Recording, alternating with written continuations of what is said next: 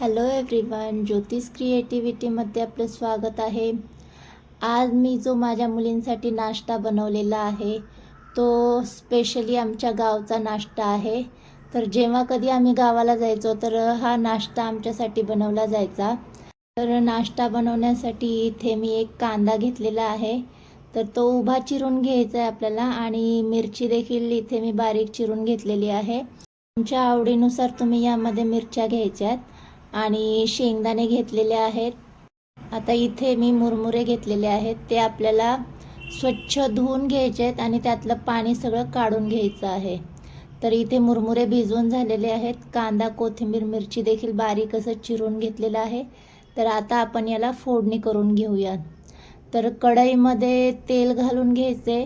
तर इथे 2 चमचे मी तेल घालून घेतले आणि तेल गरम झालं की आपल्याला यामध्ये शेंगदाणे तळून घ्यायचे आहेत। तर छान गोल्डन कलर येईपर्यंत आपल्याला शेंगदाणे तळून घ्यायचे आहेत। छान इथे शेंगदाणे खरपूस असे गोल्डन तळून झालेले आहेत। तर ज्या भांड्यात आपण मुरमुरे भिजवले त्याच भांड्यात इथे मी शेंगदाणे काढून घेणार आहे। तर आता आपण फोडणी करून घेऊया। त्यामध्ये लगेच आपल्याला मोहरी घालून घ्यायची आहे आणि जिरे घालून घ्यायचे। तर मोहरी आणि जिरे छान तडतडले की आपण जे कांदा मिरची बारीक चिरून घेतली होती ती यामध्ये गोल्डन कलर होईपर्यंत परतून घ्यायचे। तर मस्त गोल्डन कलर झाल्याच्या नंतर आपण जे मुरमुरे भिजवले होते ते यामध्ये घालून घ्यायचे आणि लगेच चवीनुसार मीठ आणि पाव चमचा हळद घालून 1-2 मिनटं आपल्याला हे छान परतून घ्यायचे। तर मस्त इथे आपलं नाश्त्याचा प्रकार तयार झालेला आहे। तर याला आमच्या भागात सुशिला म्हणतात। तुमच्या इथे बनवला जातो की नाही मला माहिती नाही आहे। गावाकडे हा चुलीवर केला जायचा।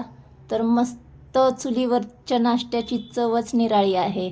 तर इथे 2 मिनटं परतून घेतलंय मी आणि भरपूर अशी वरून बारीक चिरलेली कोथिंबीर घालून घेतली आणि मुलींना खायला दिला। तर मुली म्हणाल्या की अगं हे तर तू मुरमुऱ्यांचे पोहे बनवले आहेस। तर मी म्हटलं की नाही, हा आमच्या गावचा आमच्या लहानपणीचा स्पेशल असा नाश्ता मी बनवलेला आहे, सुशिला। तर आजची ही सुशिला रेसिपी तुम्हाला कशी वाटली? रेसिपी जर आवडली असेल तर रेसिपीला लाईक आणि चॅनलला सबस्क्राईब करायला विसरू नका। आणि अशा छान छान रेसिपीसाठी ज्योतिष क्रिएटिव्हिटी चॅनल पाहत रहा। भेटूया नेक्स्ट एपिसोडमध्ये। तोपर्यंत मस्त खा आणि स्वस्त रहा। बाय।